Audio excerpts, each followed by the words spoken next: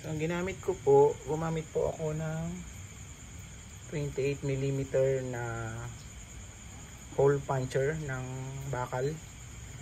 And then yan po ang itsura niya. So kaya ko po ito binili para ipang butas po dito. So yan po, bago ko po yan butasan, kinuha ko yung pinaka-sentro. May guide po yan dun sa may bandang likod niya, dito sa likod meron po yan guide. So dyan po yung guide niya, merong reference doon ng markings. So gumamit ako ng puncher para makuha ko yung gitna, and then simula ako mag drill. And then after po nun, ito pong idle gear po na ito ay initially hindi po siya kasya dito sa butas na to, dahil po ang modelo po ng Barako na kino-convert natin ay talagang nakadesign po sa kickstart lang. So bumili po ako ng idle gear dun sa starter. Bumili po ako ng magneto na pang kick, na pang starter. Yan po. Hindi na po ako magko-convert, bumili na po ako ng assembly, may kasama siyang Bendix. Yan. So yun po. And then meron po akong kasamang electric starter. Meron po akong kasamang electric starter. Bumili na rin po ako ng original na relay para sa starter. And then may kinuha din po akong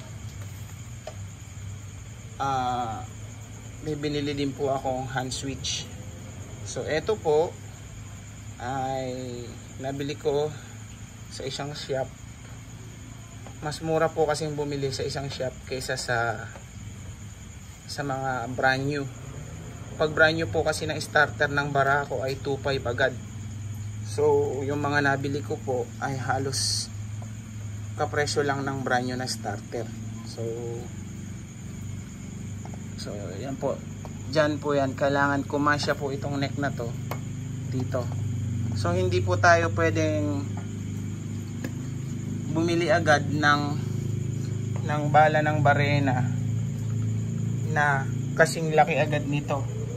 So mga kadiskarte, ang kailangan po kapag tayo ay magko-convert, meron po tayo dapat caliper.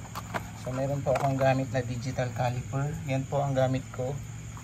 So kukuhanin natin yung diameter nito. Itong pinaka-neck ng starter, kinukuha yan yung diameter. Kukunin mo yung diameter niyan, and then kukunin mo yung diameter dito. Yan, inner, yan, ganyan. And then doon mo pa lang po makukuha yung tansya doon sa bala ng barena. So sa tansya ko po ng bala ng barena, ang kailangan ko lang po ay 28 para mayroon pa po akong adjustment upang pagkasyahin yung ating neck ng starter motor. Ayan po yung ating starter motor, genuine na pang Barako na Kawasaki. So ganun lang po ang pagkuha. So yun po, nakapagbutas na po kami, katulong yung binatilyo kong anak. Yan po. So eto naman po, para kumasya, ang ginawa ko ay nilagyan ko po siya ginamitan ko siya ng porting bits. So